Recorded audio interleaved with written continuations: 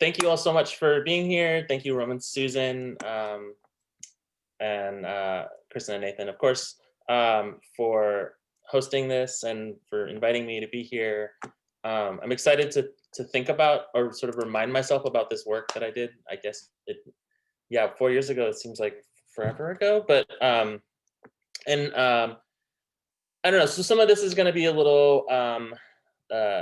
I'm going to sort of start with that show actually, and sort of think about what it did in relationship to the rest of the work that I've been making recently, and maybe come back around to it. But I'm excited to sort of see what you all think about, the process and field your questions. I'm really excited about, just repositioning that work in relationship to now, especially as things are sort of shifting politically on this particular day, but also in a lot of ways it's, very symbolic. And so, there's always more work to be done in relationship to how we navigate and realize justice, right?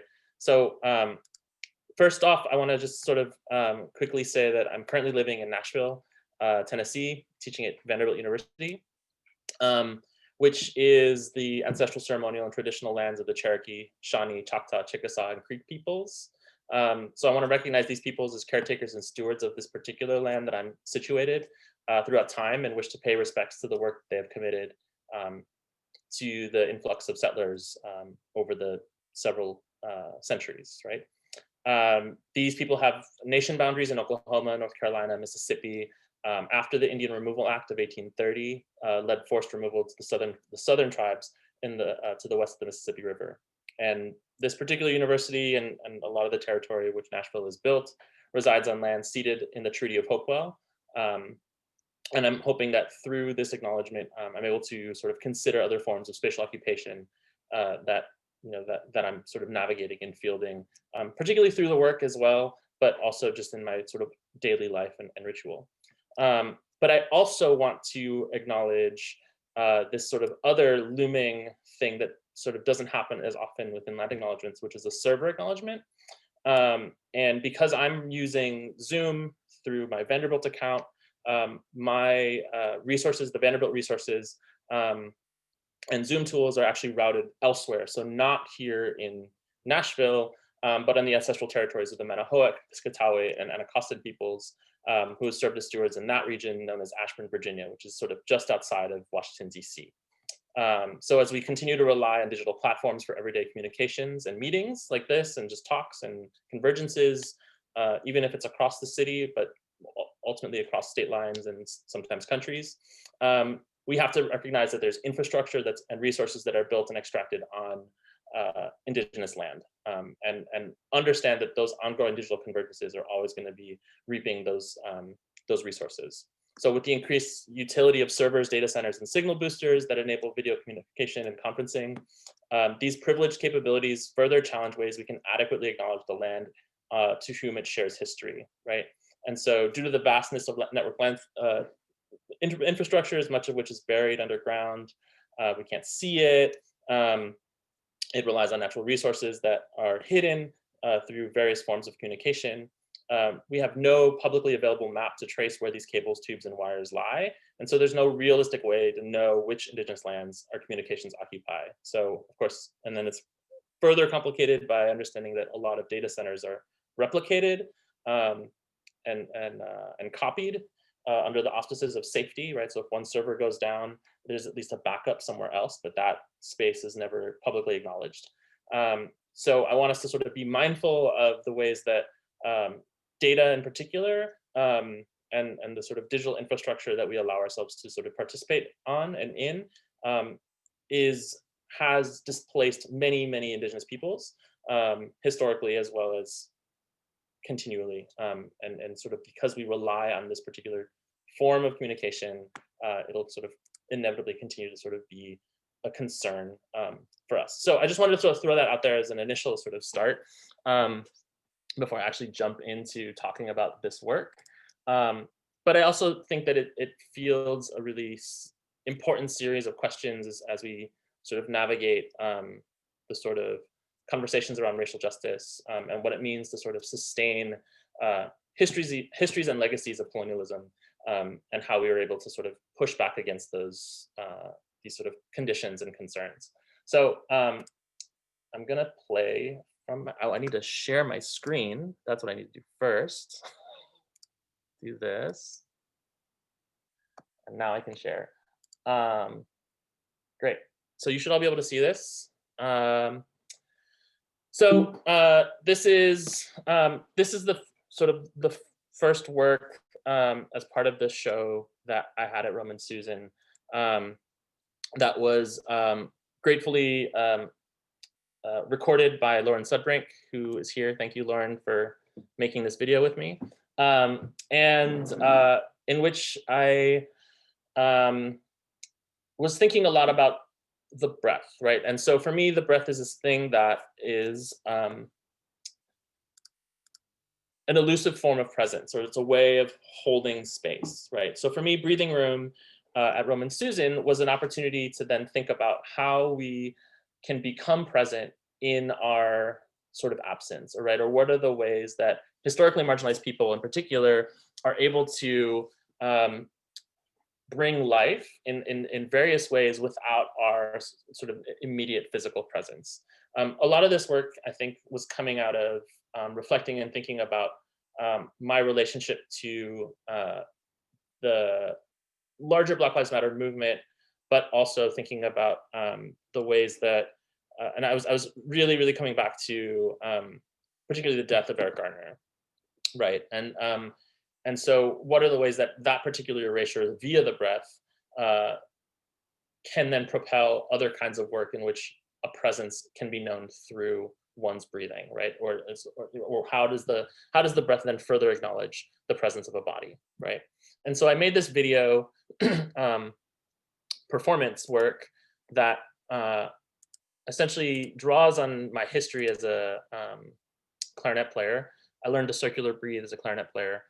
And the attempt here is to sort of support and sustain this, these two little pieces of paper onto the wall, against the wall, using only my breath, right? And so it becomes a rehearsal, so the title of this work is Rehearsal for the Building of Mutual Support, or the Display of Persistence in a Moment of Silencing through Continual Active Presence and Becoming, right? For me, the breath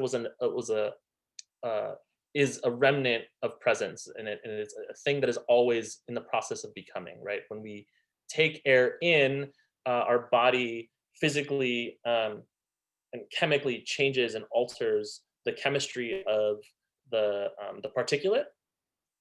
So when we take in oxygen, we then expel carbon dioxide, right? And so this exchange, this chemical exchange, is one that is ongoing and a sort of recognition of life, but also one that allows our bodies to continue, right? And to sort of continue to become more sort of always shifting and changing. And so this moment was really important, and this sort of like theoretical framework was actually really important for a lot of the work that happened after, even though it doesn't necessarily feel as sort of, I don't want to say vague, but sort of theoretical or displaced from particular specificities of content and material. So as part of this work, this was a 15-ish minute performance, 18-minute loop, right? And then there were these two works that were sort of the remnant or impression of my breath upon these sheets of paper. I called them breath paintings, where I performed circular breathing, this practice of circular breathing onto these pieces of paper for anywhere between 20 and 35 minutes. They were definitely exhausting, but luckily the paper was secured to the wall, so I didn't have to keep it afloat. But what happens is that, and it's sort of hard to see here, but there's these faint impressions of moisture that accumulated onto the surface of the paper. And then I added a little bit of food coloring just to give it a little bit more visible presence in this particular installation. I refer to them as arrivals after Sarah Ahmed's queer phenomenology, where she talks about the our becoming is a series of arrivals, or conditioned by our orientations that allow us to sort of show up in certain places in certain ways, right? And so then these remnants, these sort of pieces of my body that are left over, were then these sort of arrival points through which I was sort of in the process of becoming, and this sort of becomes what's left over of that process. But of course, the giant piece in the room, so the installation of Roman Susan was, as we know, is like a tricky beast to tackle, right? Because it's a weird room, and but it was great because then it sort of forced me to think about the ways that things were organized and edit. And there was a bunch of other work that I wanted to bring into the space, but I ultimately just cut it because it just didn't work. And so I had, and part of that was because I was using this giant piece, right? This giant inflatable ready-made, which is it's called a breather bag, that is found on farms, industrial farming locations, that's used to compress the grain that's already been gathered, so that there are no air pockets that fill inside of the silo. I had done a project earlier, I believe the summer before this install, on a farm, or in a silo, I should say, where I'd spent a lot of time thinking about farmers who had died in silos due to asphyxiation. And so this particular technology, this breather bag, which really just sort of expands and contracts based on pressure, as it has access to the environment inside of the silo chamber, and essentially it reduces the amount of air pockets in the silo so that people don't slip when they're sort of telling the tops of the surface to make sure that there's more room for more grain. I don't know if I'm explaining this properly. You can ask me about it later and maybe I can do a better job. But this particular sculpture, right, was, or this ready-made, was not just, it was full for most of the time in the gallery, but what was driving it or was activating it was actually one's physical presence in the room. And so this was like a little, I had sort of hooked up a little CO2 sensor, which then calibrated the presence of other bodies in the space. So if you walked into the room, then the bag would deflate a little bit to make more room for you. And if there were more people in the room, say like 15 people at one point, the bag was, a little bit more deflated. When nobody was in the room, it was calibrated to then be completely full, right? And so it was attenuating and making space for you as you were sort of in relationship to it. And so for me, the breath then became a way of thinking about a form of relation, thinking about a presence of bodies, and really sort of take on this sort of larger sculptural presence, and have a different kind of weight other than a thing that is essentially just has been understood as an elusive or not visible thing, right? And so this whole project was, I think, that sort of theoretical grounding and that sort of what happened around my thinking of this particular installation, was really important to then propel me into the next set of projects that I want to sort of talk about. And so a year later, there were some other projects that happened in between this and this next project. But a year later, I was invited to become, I was an archivist in residence at Kim's Corner Foods, also further up in Rogers Park. And for this project, I sort of kind of got to this idea that not only is the breath a sort of form of sculpture, a form of holding space, but archives are also these things that sort of hold kind of presence and hold a different kind of space.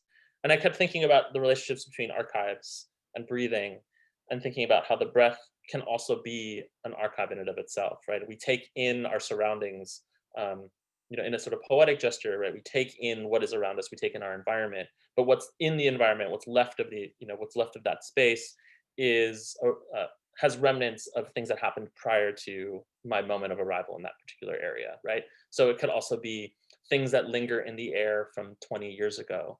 And some of this makes me think a little bit about the coal plant that was in Pilsen, right? That finally got shut down, but that the particulate from processing the coal was lingered in the air even beyond its closure, right? And so this sort of becomes a way of thinking about how does the breath then index a place, as well as thinking about how we understand where our bodies are in relationship to other kinds of spaces. So while I was at Kim's Corner Food, working with Thomas Kong, I was in the backspace, in the back room, as one of the several artists that summer, and I put together this project called Kills Time. For me, I was sort of on my way out, leaving. I was leaving Chicago to take a job at Michigan State, even though I was sort of back and forth. Oh, no, I'm sorry, I'm kidding. This was when I was on my way to Nashville, ahead of leaving Chicago and coming to Nashville.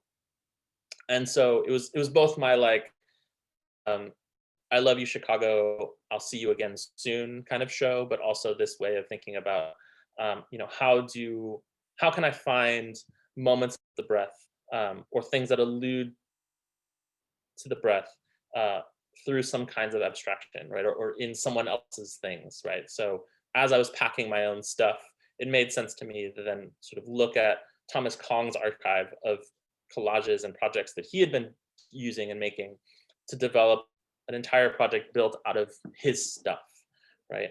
And what was particularly fascinating about looking through all of his work was he spends a lot of time, I mean, for those of you who know his work, he spends all day sort of collaging in the bodega. And but what I found particularly fascinating were these moments where he uses natural materials. So he tapes these, and I don't have any close-ups of it, I wish I did. But you can sort of see in this image on the ground, there are these like white panels with leaves on them, and they're just taped, right? So you just use a Scotch tape. And I think a lot of that tape and material offered by Nathan, actually. You can correct me if I'm wrong, or at least you were at the time. And so anyway, so he would tape these, these leaves, these natural materials, to the surfaces of this cardboard, which were all packing materials that he would receive as shipping stuff, or receiving stuff for the store, as well as other stuff that was sort of donated or left over from other people. And so I decided that I wanted to sort of put together this show of these leaves, of this natural material, this thing that also allows and enables the sort of flow of oxygen, right, or sort of development of oxygen through another body, right? So this transmission of this chemical exchange, right, of CO2 to oxygen through a natural medium, right? And instead of a human, it's that of a plant. And so I was really fascinated with these sort of moments of breathing mechanisms, or like these armatures of the breath, right? But the way that he handles them is he traps them, he holds them, and preserves their color, right? He preserves their ability. He sort of suspends the time that they're able to behave in the ways that they were intended to, right, or in their sort of natural state. And so I was really fascinated with this idea of suspending time, or killing time, right? As also a way of thinking about my own departure, my way of my relationship to Chicago, because it's one where I'm always coming back. Well, not now, but it's something that I always have a relationship with because I grew up there. I grew up on the north side, over by Irving and Ashland is where I grew up. So it was this sort of pause, this way of thinking about a pause of I'm not entirely forgetting, right? But I'm also suspended in some capacity, right? So even though I won't be going back to Chicago to live anytime soon, right? It still looms in my brain as a sort of wonderful thing to think about, right? Anyway, so I use, I take these these moments, right? And I sort of compiled them, and I sort of decided to devise multiple strategies for just using his stuff, right?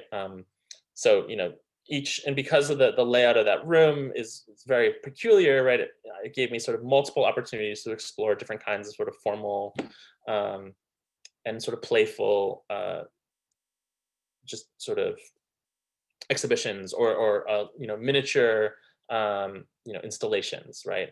Which then became part of a larger collection of things. And so these collections of collections then sort of got me into thinking about future work, which I'll talk about in a minute. And so, these are just this is the Mylar room, the shiny room. I was thinking a lot about, people who grow plants, or even people who, are, who grow seedlings, right? They wrap those particular areas in Mylar because it's highly reflective and it allows for the plants to grow faster and stronger, right? This was a collaborative piece. These are pieces of this particular taped piece were an assemblage of leaves and organic material that I had gotten from the neighborhood, and I made this sort of tape piece. But then I displayed it over this, these cinder blocks. But then Thomas ended up putting this other cardboard piece over it, and then there was another one on the other side, right? So it became this playful sort of dialogue between pieces that I had made and things that he had done. And in other installation shots, right? So this is like a piece of his, and then I sort of added the lighting. But there were other moments where he actually would intervene and sort of move things around without me knowing, actually, but then I kind of left them alone because they were sort of fun to play with, allowing Thomas to the sort of different kind of agency because it was all his work anyway, right? And there's just an opening. And so I had, once I sort of then figured out like, okay, now I have to deal with the idea of an archive. And I have to deal with the breath in the archive in some way. I started spending a lot of time or sort of revisiting some work that was really related to, locating the breath in the archive in a specific or a sort of slightly different way, right? And so I'd been landing on these eBay searches for quite some time. This one was taken in February, but this particular listing had been sort of recurring on eBay for well over 6 months before I actually purchased it. And I'll talk about that in a minute. But I had been finding these postcards, and specifically postcards, right? But a lot of vernacular photography circulates on eBay related to the Philippines, which I have ancestry. And so this particular postcard was really fascinating because, in so many ways, right, it's women smoking, the tobacco. I sort of did this sort of weird deep dive into thinking through the tobacco industry in the Philippines, which was established by the colonial Spanish via trade routes through Cuba, right? Because tobacco is not indigenous to the Philippines; it's actually indigenous to Cuba, and so via a colonial trade route through Mexico, tobacco ended up in the Philippines, and then Filipinos ended up serving as indentured servants and also farmers in Cuba later on in a region on the western side of the island, which was formerly called Nuevas Filipinas, but is now called Pinar del Rio, I think, at this point. And then sort of side note, right? Some of the Filipinos that existed that are in New Orleans, right, came through in the 1600s, came through Cuba, right? So that's kind of the weird triangulation of colonialism. Anyway, so there's tobacco in the Philippines that's sort of been around since the 1600s. And when the Americans took over in 1898, as a result of the Spanish-American War, we see a series of images that sort of emerge also at the dawn of popularized photography. So postcard photography becomes a really important technology that's related to tourism as well as sort of information. and as well as news news publications. But there's this whole stretch of vernacular photos, and then also these commercial photographers who ended up in the Philippines to sell these postcards, right, or these sort of things that incited interest in Americans on the continental side to then go to the Philippines and sort of experience life there and travel, right? So these sort of tourist incentives.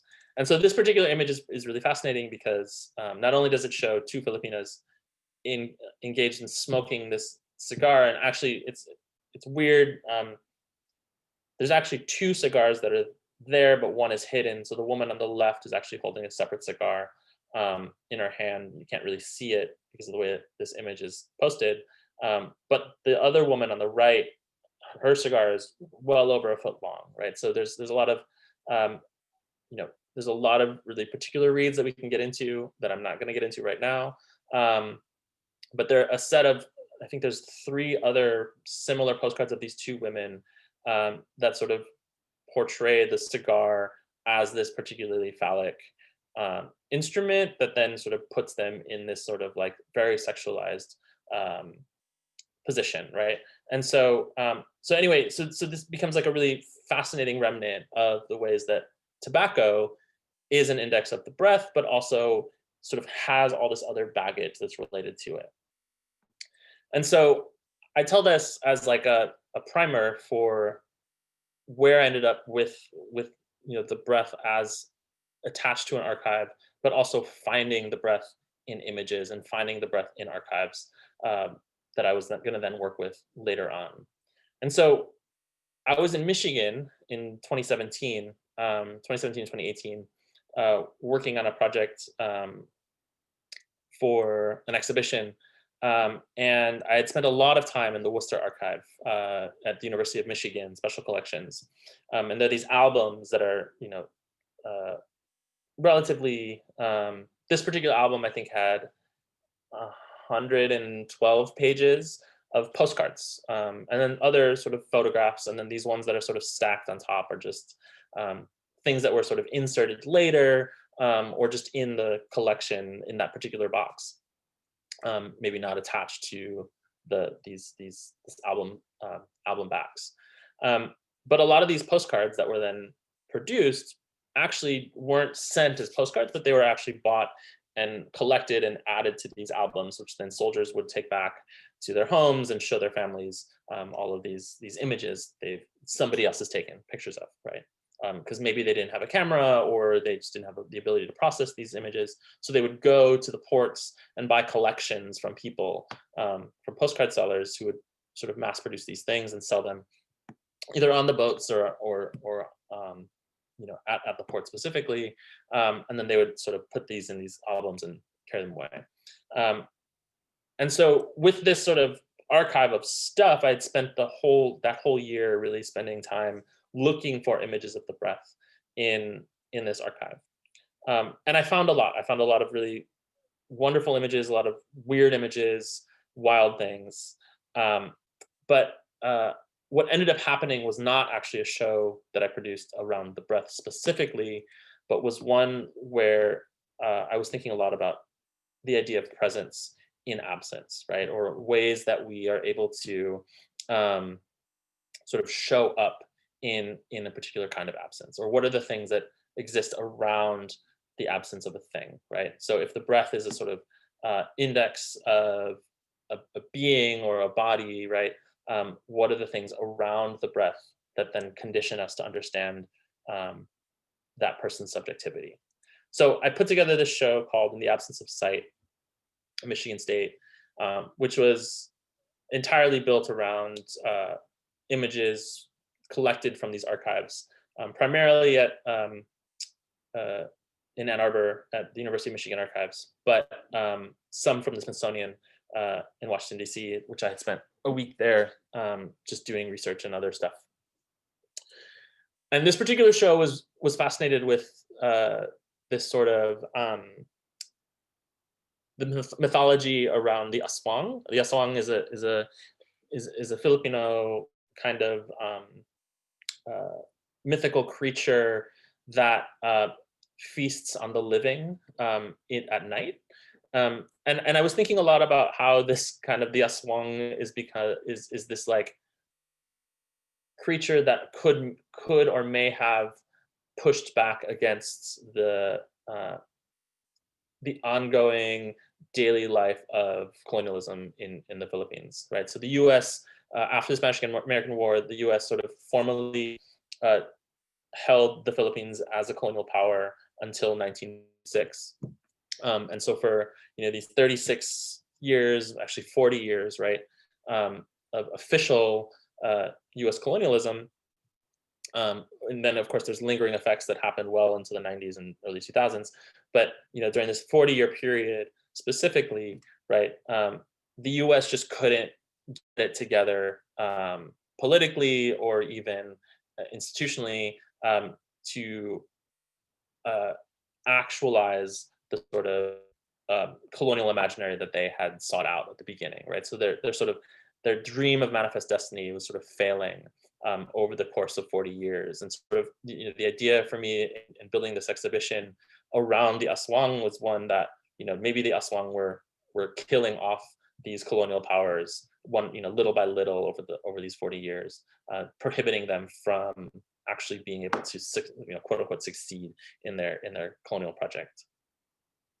And so what I did was I actually erased all the images of these indigenous Filipinos from their capture, right? And so what you see are these sort of ghosts or these impressions of things that you sort of may feel or sort of gesture towards, right?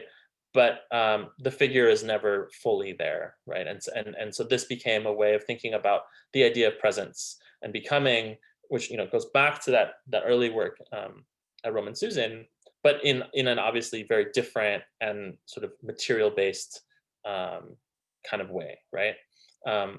These are some installation shots, right? So this is the index of indexes. This is that sort of table in the middle of the show, right, in the middle of the room, that is one of like offers a set of conditions, right? This is the rest of the work in the room is always in relationship to this condition. And here, there's that book that's on the back of the table is actually an edition of National Geographic, which Dean Worcester, who's the guy who sort of compiled all of these images from the Philippines during his tenure as a governor general in the Philippines. He was a sort of anthropologist and ethnographer who then took images of all these indigenous peoples and then published this very long, extensive essay qualifying which peoples from which tribes were right for civilization or sort of qualified to become civilized, right? But then also casting others as particularly savage, and would describe in details the ways in which they were their savagery was projected, right? And so then had images related to these texts. And then on the left, there's this, underneath that glass on the bottom left, you can't see it, but there's these two descriptions that are from that initial album that I showed you earlier, where it's clear in the descriptions that these indigenous peoples are being completely racialized, right, or sort of being attached to some kind of savagery. And then on the right is these sort of remnants of these sort of colonial apparatus at work, right? So there's waterboarding technique, which is on the top right, and then a series of 4 postcards of a hanging, of an execution on the southern side of the Philippines in Mindanao. And so this becomes a condition under which, Filipinos at large were sort of living in, right? This constant, constant death, right?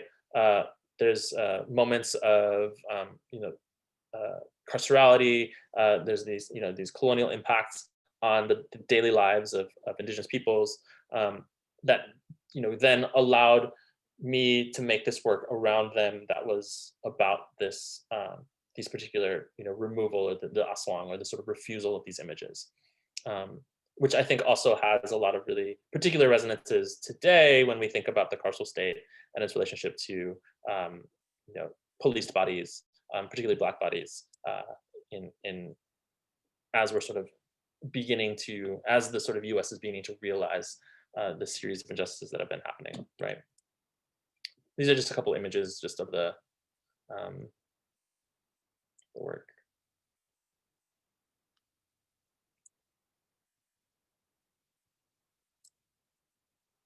This one is this one actually uses a source. This one actually uses software, I should say, to then scramble what was a communications map, which then becomes the internet map, but was built from the Navy. So the U.S. Navy built a communications map in part to help relay information across the islands.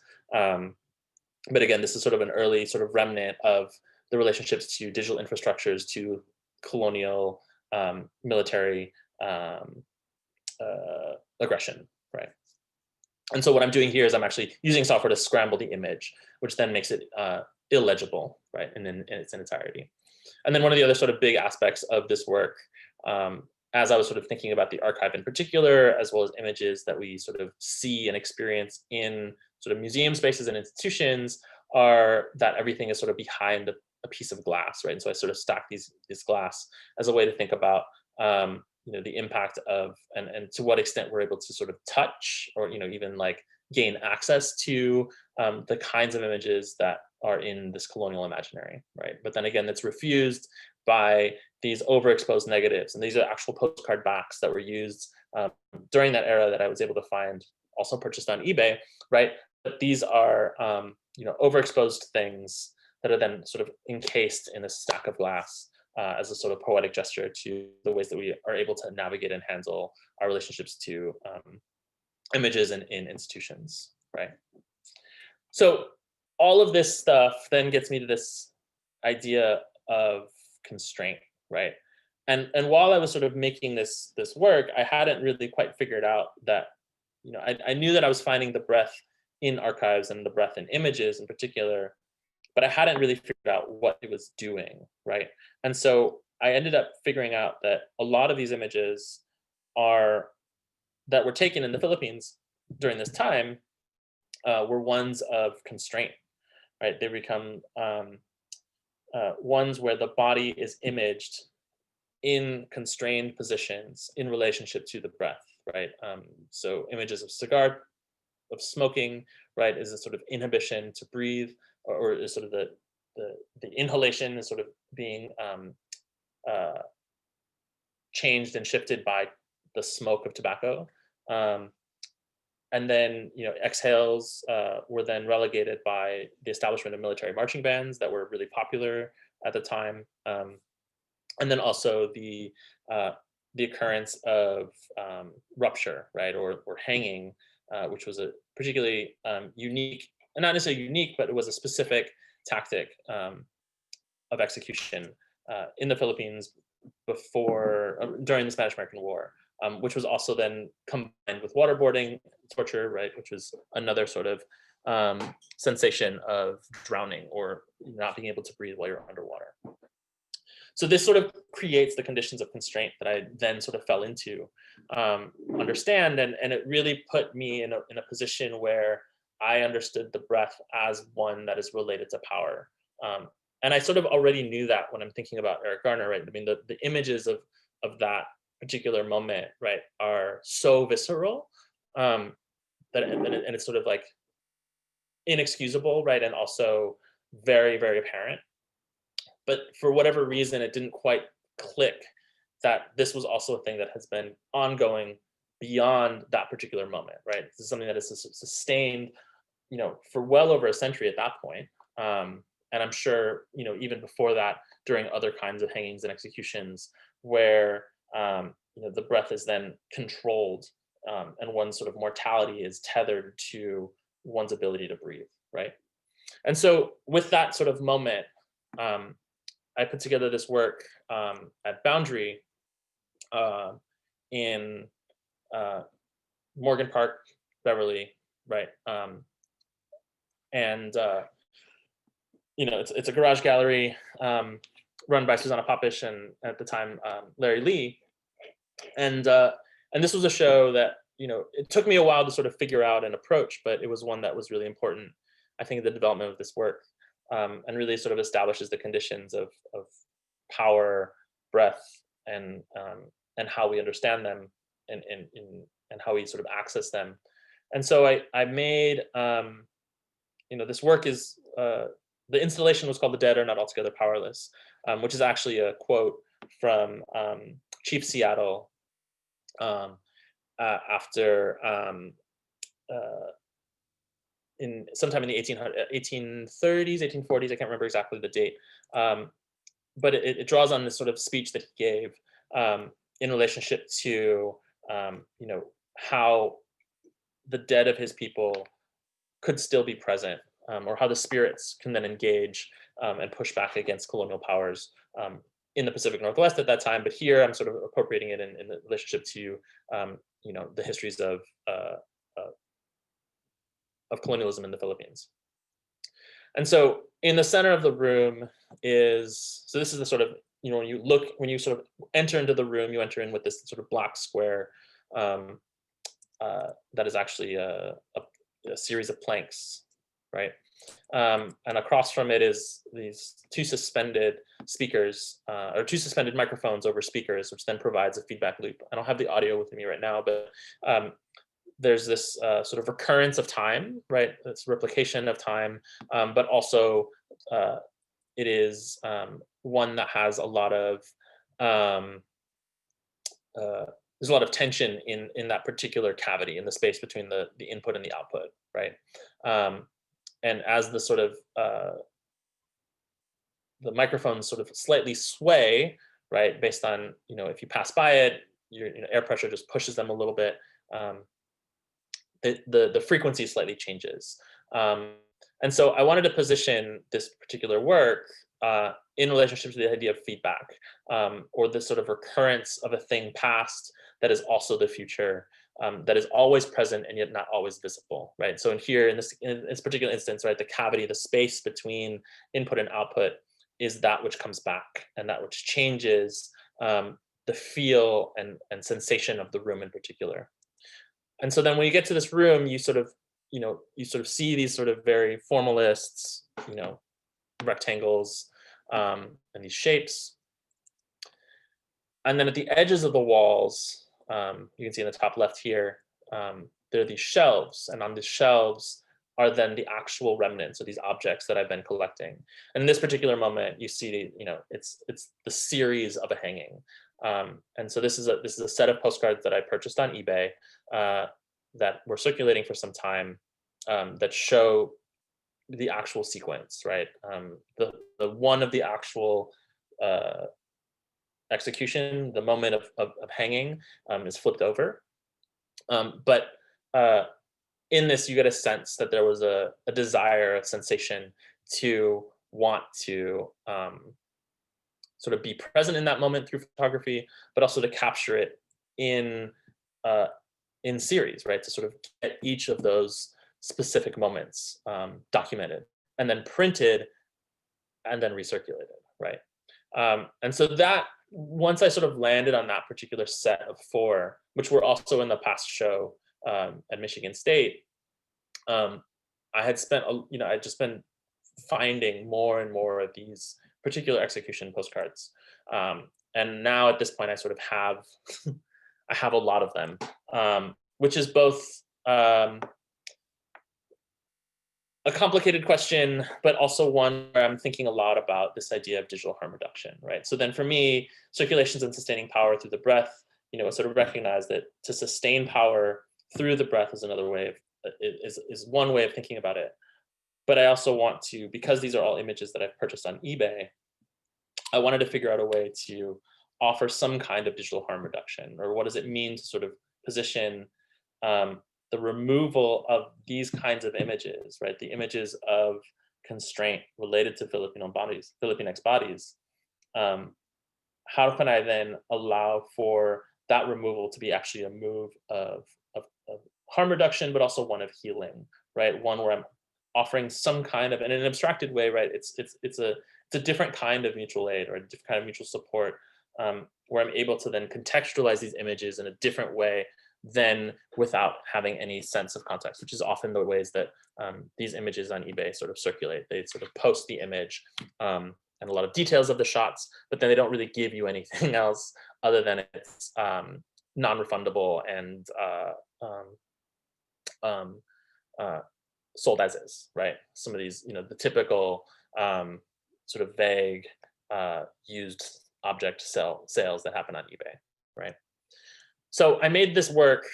So coming out of that and thinking through, my responsibility as a person that owns these things now, right? But I also want to be able to provide viewers with an understanding of their existence, right, or the material remnant of their existence. And so I made this body of work that I'm at the moment calling To Remove is to Save, but also has gone under the names of These Matters of Possession and a couple other ones. And so in it, I'm, and this work, I sort of finally realized that I had been collecting these postcards as a form of removal, as a form of trying to not only save the image, but save the humanity, right, of my history and many other Filipinx people's history by sort of containing and holding onto these things and offering a different kind of contextual information around them. And so I was invited to put together a show, to share a show with Alana Clark at Langer over Dickey in Wicker Park, that's run by Ali Siraj and KT Duffy, who are good friends of mine. And in this work, this is like, I'm just trying to sort of offer you viewers a set of contexts under which these images sort of existed, and also the way that they circulate both now as well as how they have circulated in the past, right? And so often all of these are images of postcards. This is one of the images. So I purchased it on eBay, circulates through the US Postal Service. There are many hands that are affiliated with it, and all of these little things, these moments, these postcards, these images, were taken and made during lockdown, right? So I was also thinking a lot about, now that I'm actually physically constrained, everything that I have access to is via the internet or through snail mail, right? And so these particular objects, I can't go see these objects at an archive, in part because they don't exist, right? These objects and these particular kinds of images don't exist. They don't exist at the University of Michigan or any of the other sort of archives that exist of these particular images, which I also found to be fascinating in its own right. And so I've now taken it upon myself to sort of devise what I'm actually now calling the Archive of Constraint, and I'm working with and sort of in conversation with a handful of other artists, scholars, and Filipinx people to see what the ethics are around displaying the larger collection that I have of these particular images of constraint, right? Specifically when they are triggering, traumatic, and particularly awful, right? But as an aside, right, I'm making this artwork on a scanner bed in a place that I have, I have access to a scanner. I can, sort of work digitally in this way, and still offer the remnant of this thing and the materiality of these objects, even though we're accessing them digitally and accessing them through this online marketplace that is eBay. And so these are going to be a couple shots of this project, right? And again, layering becomes really important, both as a form of refusal and removal, but also as a way of offering different kinds of contexts. So this one, I don't know if you can sort of see, because I don't know how big your screens are, but the front side of the postcard that's behind the overexposed postcard reads, the police force is recruited from among convict colonists. The school children on the right are sons and daughters of the prisoners, right? And so in a lot of what's happening in a lot of this collection and a lot of the images that I'm sort of acquiring is this like very immediate reference to, or relationships to, prisons, the colonial systems that enable those prisons, and then also the the forces and systems that allow these sort of things to exist and sort of exist in perpetuity, right? And sustain themselves well beyond the colonial moment, right? And sort of frame the current political crisis that's happening in the Philippines with Duterte and all of the sort of extrajudicial killings that are happening around the islands, right? So these are, just other images, and so I took these as to be, performances for the camera, performances for the scanner bed, where I, had to actually hold positions, and this one was relatively easy, but there were other ones that were more compromising, and that sort of, both reference the body, my own particular body, as both an archivist and as a, as a brown person, right? And what does that mean? And to hold onto these images and sort of possess them in a specifically different way, right? But then also cataloging and indexing becomes important. This is the backside of this, or sorry, the text on this printed sheet. So this was actually somebody took an image of a hanging and has been selling them on eBay for $20 a print, but they're printed on these like, I think this is Kodak paper. I could be wrong, but and then on the back he sort of writes out a description of the thing. So not only is his name on it, Brad Zarlin, and it was printed on July 3rd, 2019. And then the description reads, 3 Moto rebels hung in Jolo, right?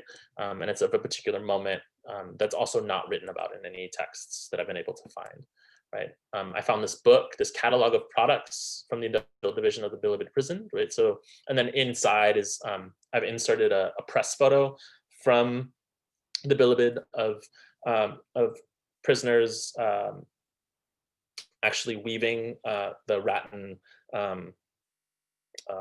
furniture, right? And so in this catalog, you could actually like look through and purchase objects that were made by prisoners in the Bilibid system.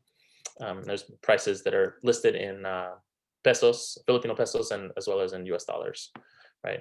This was produced in 1917, right? And so this is me sort of holding these objects. This is a sort of gestured refusal. And again, another sort of moment of refusal, right? And this is a set, and I should also say that this particular postcard is one of a set of 8. I have, at this point, I've got 2, and I know for sure that this particular series was reproduced several times. Walt Thompson Photo was a photographer who I believe was based out of Chattanooga for a while, and reproduced this image. And I have one full set of 8, and then a set of 2 from the series, and then I have another 1 coming in. But this particular image is also, let me see if I can find it. Replicate, oh, sorry, this particular image, right, the source image on the back of the printed photo, or the front of the printed photo, is of that same event because it has the date printed on the bottom. And so what I've been able to figure out based on this sort of collection, this is also just an aside, is like there were at least 4 separate distinct photographers at this particular event on July 11th. And yet there's no writing about it. And nor do these particular images exist in any of the archives, the sort of larger institutional archives like Smithsonian or University of Michigan, which is also very curious to me in a lot of other kinds of ways, right? So with that, right, so circulation is sustaining power through the breath, I've been able to figure out the next sort of set of steps after figuring out this work is to then like, well, shit, I just need to like make new postcards. So this past several months, I've been in the process of remaking new postcards based on old images or based on source images that I've been collecting from eBay, and then reselling them back into eBay and in this sort of different kind of feedback loop, or sort of diverted or interrupted sort of system, right? So anyway, that I'm gonna stop talking because I realize now I'm like way over the time that I wanted to spend talking about this stuff. So I'm just gonna, I don't know, I'll leave it here for now. And I'm excited to hear what your questions are. I think, yeah, if you want to just type them in the chat or like raise your hand, or I don't know how you want to do this. But I'm excited to talk to you all. Thank you for spending time with me and listening. I'll jump in with a question to start.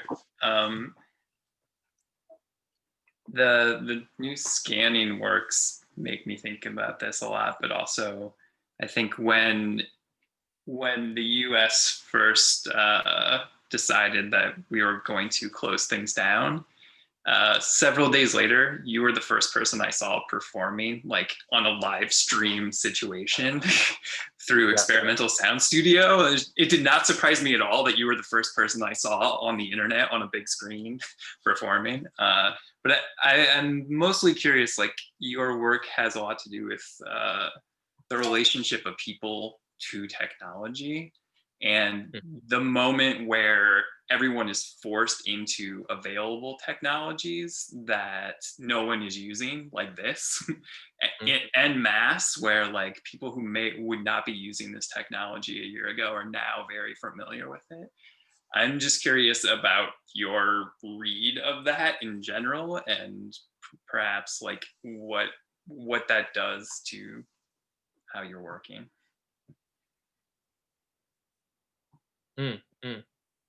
Yeah, I mean, it's like, it's been really exciting to work on the scanner bed in particular, because the scanner bed wasn't a tool that I had used in the past before. And initially when I was using the scanner, I was literally just taking images of the postcards. Like I just wanted a digital archive of these things, so that I had them digitized in a separate space that wasn't physical. So should anything happen to the physical objects.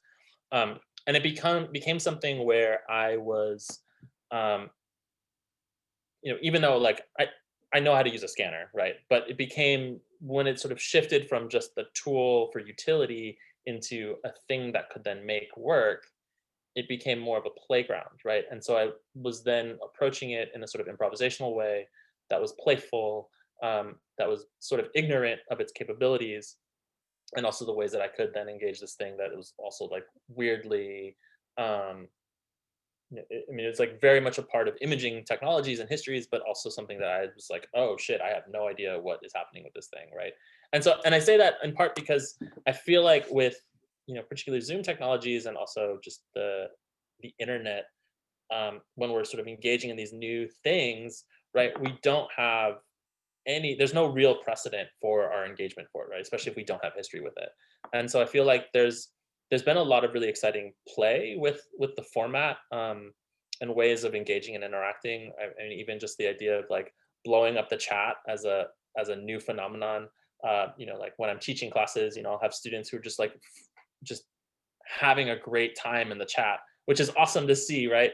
But then I'm also like, but are you engaged in my class? Like, what's happening? Like, I don't really know what's going on. But it's this thing where I think the initial impulse is to sort of use them as a play space. I also think a lot about the the dawn of the internet, right? In the 90s, which sort of dates me a little bit. But like, I was growing up as a teenager at the beginning of the internet and learning how to code HTML and CSS, because like, we were all making our own MySpace pages that we could customize, and you had to like use HTML to then insert different kinds of graphics, and like there was a sort of playful approach to this new thing that we just didn't really know about, and like a lot of folks, you could also like just replicate the template that was there, and or just copy somebody else's stuff and then put it in yours, and or use the tools that they had provided you, and that was all fine. But it was this new opportunity to sort of play in this funny and engaging kind of way that I think really opened up a lot of different kinds of possibilities. And so for me, it's this thing where like in the work, I try and approach it as in some playful way, right? In some way that can like allow me access to using the technology that is in ways that it wasn't meant to be used, or like force new kinds of image, not sort of force, but sort of allow me to make different kinds of images that I wouldn't have allowed myself to make otherwise if I was just using the scanner as a scanner to just take a still image of a thing, right? Which I think answers the question, I hope. Wow. I have a question, if Yeah. there's time. Yeah. Okay. Thank you so much. It was fantastic. I really enjoyed your talk. I wasn't familiar with your work on breathe, like using breathing, and I hadn't seen that performance. I had seen your other work. So my question, and I try to take notes so I'm not jumping, like, so I'm really interested to know what happens between each breath and how you use that, like kind of, if that's that moment is an addition, is a collision, or it's even a lack, or that gap between Yeah. breathing, how you stretch it to open a space for a different narrative or additional narrative, even for your work or for the audience that, or the viewer that see it, because it's kind of an invisible moment. But then I became interested to see how that space just get interpreted, or how you use it, or if it even matters, like, Thank you. That's really beautiful. It's funny to like, I don't spend a lot of time thinking about that particular moment, even though it's so critical. And it's a thing where and there's a whole bunch of other performance works that I'm not showing this just because of time. And but I spend a lot of time in the performing moments where I'm doing a lot of breath work. What has been fascinating in the feedback has been, when I do circular breath performances in particular, one that allows me to continuously exhale for extended periods of time. And usually it relates to, because I'm a clarinet player, it allows me continuous sound, right, without any break in the sound. And so in a continual breath, in a sort of circular breath, what's important is that you don't ever hear, or that moment of hesitation, or that moment between inhale and exhale is never audible, right? So it's really important for musicians in particular who utilize circular breathing, so oboe players, clarinet players, saxophone players, reed players particularly. That moment is never, like, you never want to hear that moment, right? Because that's the tension that reveals your limitations, right? And so if you're always going to be providing a sustained breath, you never want to have that moment legible, because then it sort of breaks you down into an incapable human, which is like a weird logic, and maybe that doesn't make sense. But it's funny because but in other performances that I've done, where I finally do inhale after having exhaled for so long, some of the feedback that I've gotten is one where there's a lot of tension. Like there's a very visceral moment of tension in that space where you're not sure if I'm inhaling or exhaling, right? And this happens with other people too, not just my, but in any other kinds of performances. Right? If you don't know when there's that break between inhale and exhale, it's also this like weird moment of death, right? Where you're like not sure, because there's nothing happening on either side, right? We may take, in like when we talk about, or when people talk about, your last breath, it is, you inhale and then you exhale, and then you're done, right? Your body is literally incapable of any more physical movement, and physically speaking, right, there's contractions that happen around with your muscles that allow for your body to sort of move, that then propels air in and out from your body, right? But when you can no longer do that, when your body is no longer physically able to compress or decompress, right?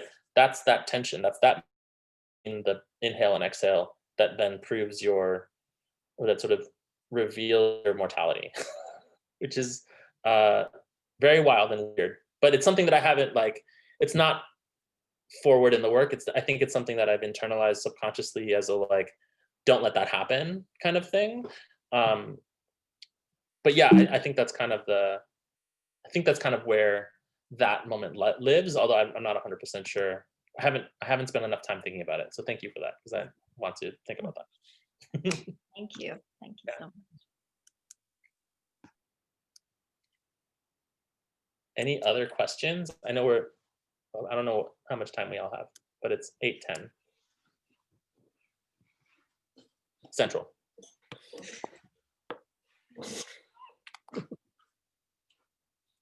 Yeah. Who's raising their hand? Oh, Jess. Hi. So I work as an archivist, and so this was very interesting to me to sort of be engaging. I'm in library science school, so it was interesting because I was like, okay, this is very different than how I'm usually engaging with thinking theoretically about archives. And so something was sort of compelling to me about this is that so much of archives is about decision making, and so there's this sort of like interesting intentionality and then also this unconscious bias. And so of course, breath is something that's characterized by being both intentional and unintentional, controlled and uncontrolled. And so I was wondering if that was something you sensed, or if you had a different thought on that, or if that never came up for you at all. Yeah, I mean, it's definitely, so the breath is an involuntary action, right? When we're living, the breath is an involuntary action.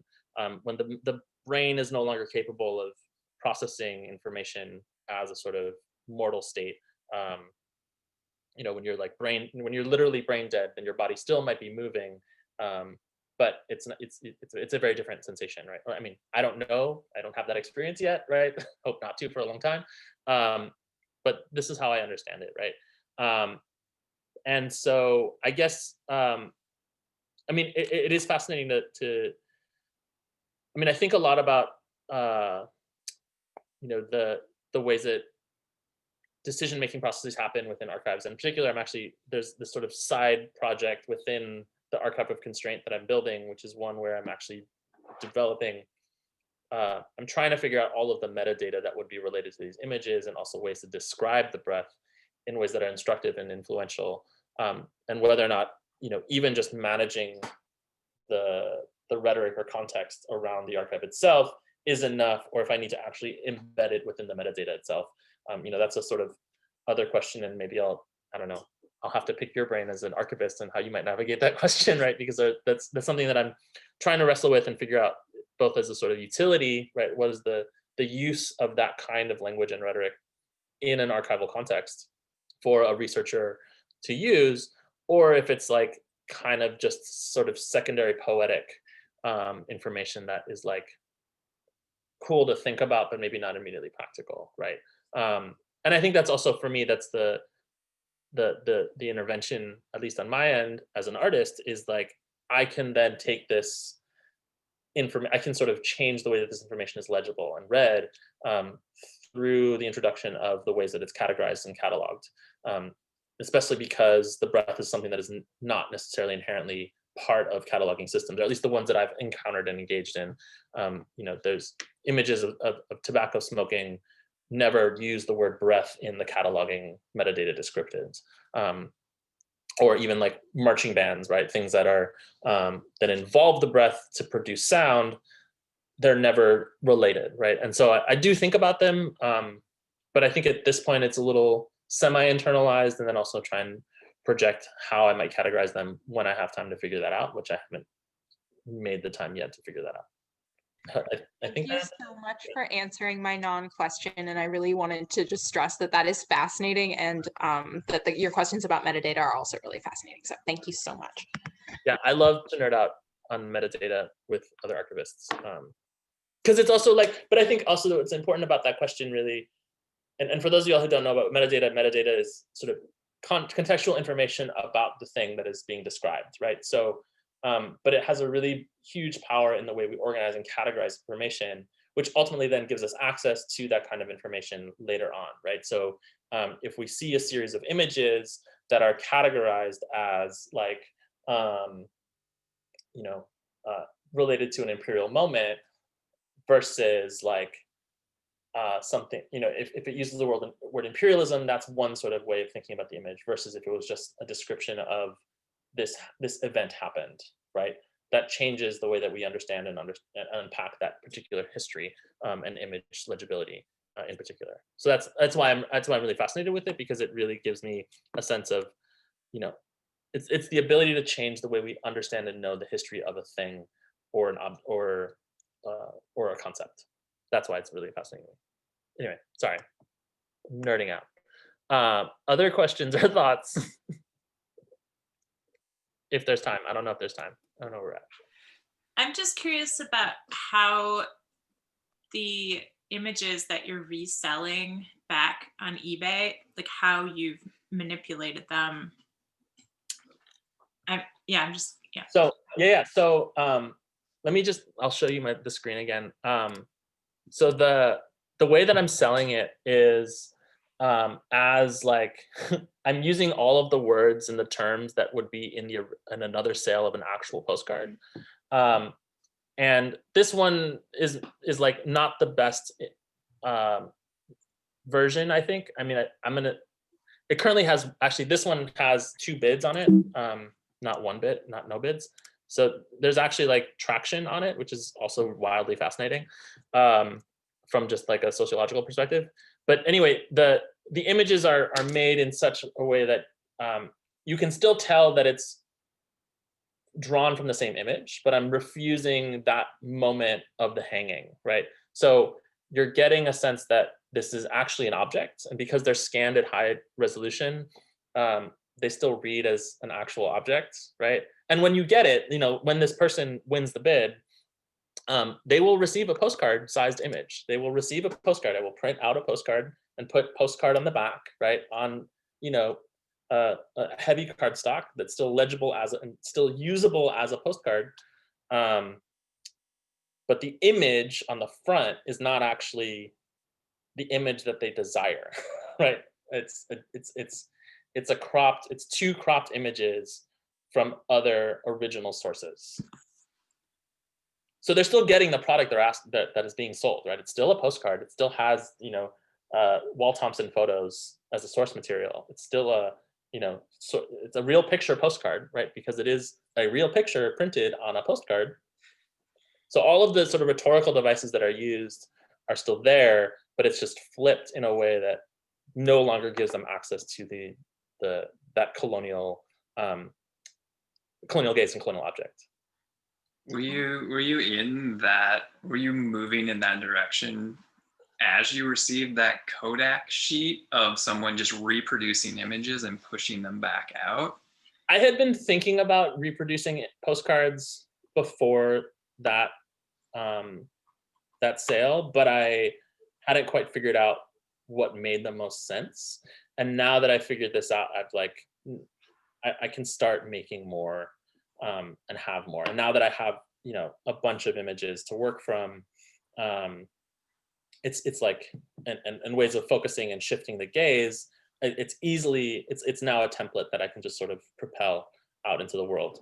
And to a certain extent, it's an experiment in just like, who buys this shit, right? Like, I just want to know, like, who are you? Why do you want this stuff?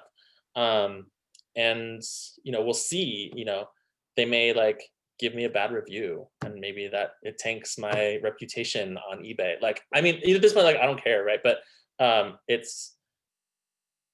think just the act, the performance, or the sort of like just the gesture to then provide this thing that people want without actually giving it to them, right, is something that is really fascinating, specifically in this particularly racialized moment where, like, with this increase in white supremacy, there's like, well, what do you want, and what do you want from it, and can I profit from your desire without actually giving you what you want, right? And I think that's what this is. It's it's a little bit of a joke, right? But I think it's also this question mark for me as like, what are the limits of your desire, and to what extent can I fuck with that, especially if they're like colonialist and racist? So, why not?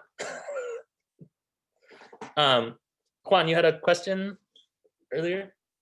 Hi, yeah. First of all, thank you so much for this talk. It's been it's been super amazing. So yeah, I work at the Newberry Library. I work in digital imaging services, and we have like a pretty large postcard collection. And so like a lot of those things that you brought up are things that I guess I've thought about like as well. So like we've gotten a few requests of like lynching photographs. We have like lynching photographs, and so like I think that's always like, whenever I get an email and it's like they have the images attached, and it's just like, you just open up the image and it's the lynching image. There's so many times where I just want to be like, no, but obviously it's my job to like, provide images for these people and like whatever research purposes or publications they require. But I think I'm really interested in like kind of like you talked about, like this idea of like healing, or like the idea of like refusal and constraint, and kind of what you're talking about kind of reminded me of Carrie Mae Weems' piece. It's called "From Here I Saw What Happened and I Cried." Mhm. Right. I'm not sure if you're familiar with it. Or Yeah, it's yes, I am. It's been a long time since I've like really looked at it again, but yeah. yeah, Um, she's so, amazing. She's a she's force. using like, yeah, she's using like reference archival images of like I think some of the images are like images of like slaves that were used in like to like, I guess, for like support eugenics and all these other different things. And I think one of an article that I read about that was like talking about like how the way in which she took the images and kind of repurposed them and like added text to it, like as like a way of her kind of reclaiming them as ancestors, as like a Mhm. way of like, Yeah. I guess, healing. And so I guess I'm interested in kind of like other ways in which you're thinking about this idea of like healing and like, you know, these images of like death and these images of like, yeah, just like really violent images. Yeah, thank you. Yeah, I mean, I think this is a conversation that I've been trying to like navigate, specifically in this moment of sort of like upheavals and sort of quote unquote racial reckoning, right? But like to a certain extent, I feel like we're all in the moment where, and specifically as like folks of color, are who have navigated histories of trauma, right?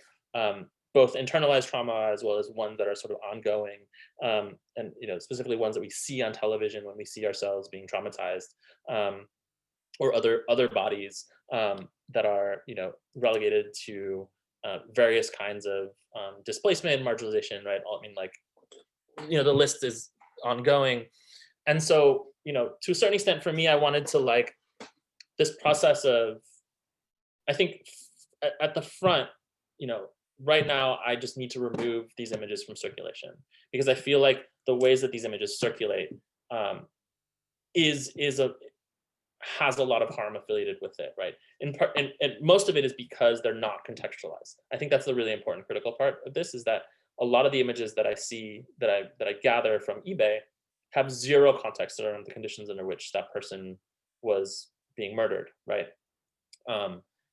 And often it's just a like, if you want to return this object, you can return it for half the price back or whatever, but no actual contextual information that like a library might be able to provide, or like another kind of institution that typically has a different kind of support structure that allows for people to really understand, at least better understand, the conditions under that photograph, right?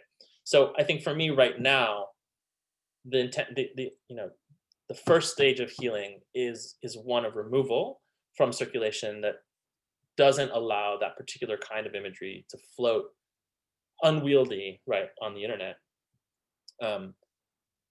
and then to then be like further decontextualized and then removed from any kind of context whatsoever.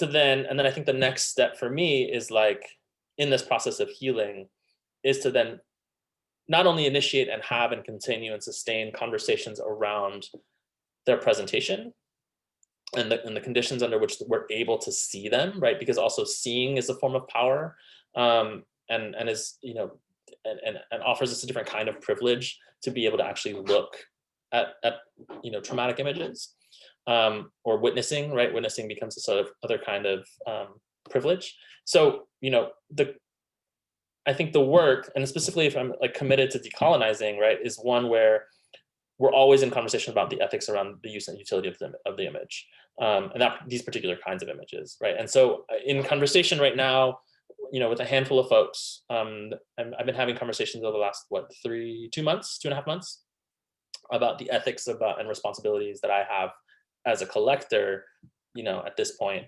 to show and share these images with other people.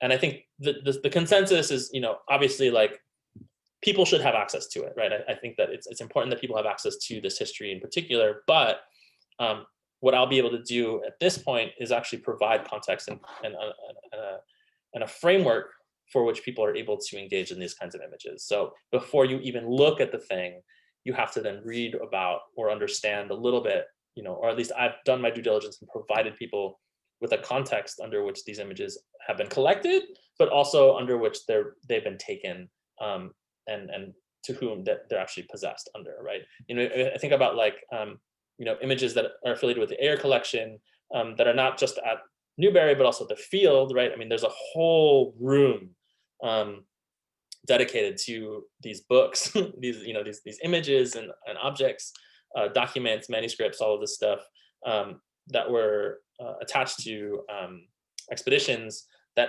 were partially funded by Ayer, but by others as well. You know, and they're hidden, which to a certain extent is great, because a lot of this shit is like really bad, like really, really bad.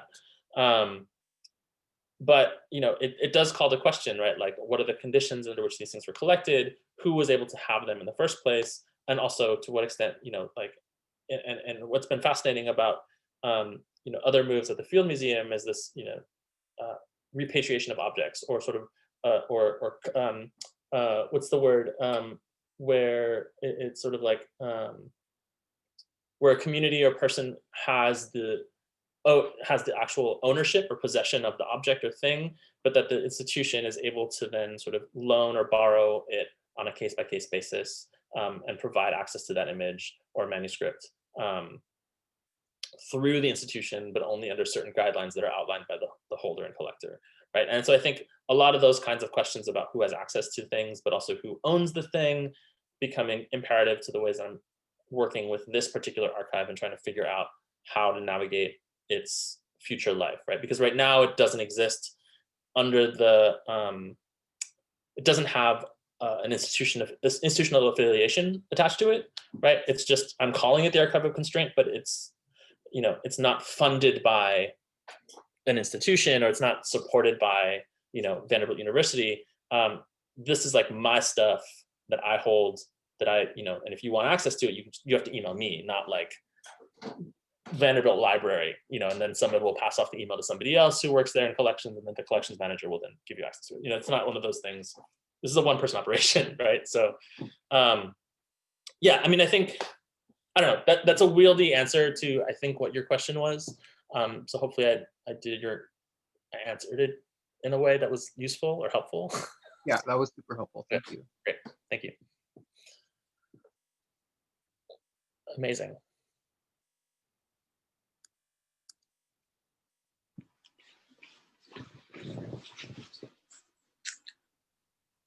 If anyone else wants to jump in, by all means, please do. But I think at this moment, we will thank you again for doing this, Alejandro, as well as everybody else that's here.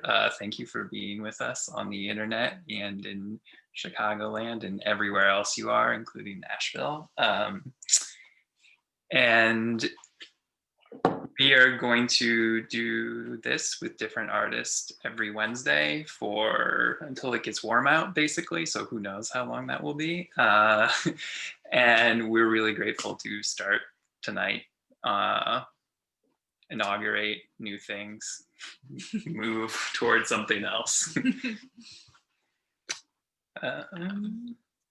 Yeah, thanks, Roman Susan. Thank you too. It's been really great. It's been a really wonderful moment to sort of reflect and think about this past work, and think about, you know, the future of this stuff, but how it all kind of goes back to that early project. And I, you know, I don't know if I mentioned this, but I think it was like that show at Roman Susan for me was a really pivotal moment in the practice. That even though a lot of the stuff doesn't sort of immediately go back there, I think it does, but there's like, it set up the trajectory, and I think that particular show was in my own sort of development as a maker. So thank you all for giving me the space to make space, right? And thank you all for y'all who stuck around and hung out with me while I rambled on random shit. So thank you all. And thank you so much. It was really amazing. And thanks for the chat. There's some good things in the chat. Yeah. from Colleen and from Lauren. We really appreciate you guys. And yeah, amazing talk. It's really informative. We'll see you at the next one. Very excited. Awesome. Cool. Cool. Good night, everybody. Good night.